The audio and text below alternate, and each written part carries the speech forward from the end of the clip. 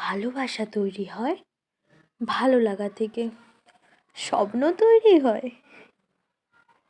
কল্পনা থেকে, অনুভব তৈরি হয় অনুভূতি থেকে, আর আমাদের রুদ্রসেবক তৈরি হয় মনের গভীর থেকে। এই রুদ্রসেবক নিয়ে আজ দু এক কথা তোমাদের সঙ্গে শেয়ার করি।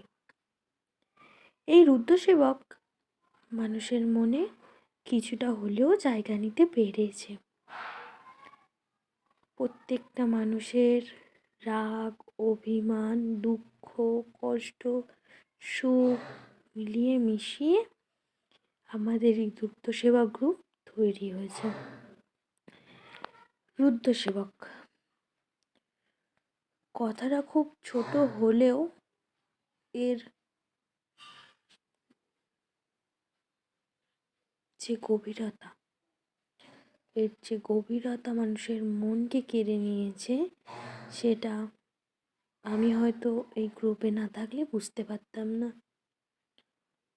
বুঝতে আমি পারিনি যে এরকমও কিছু গ্রুপ থাকে যা মানুষের মনকে আনন্দিত করে তোলে, ভরিয়ে রাখে।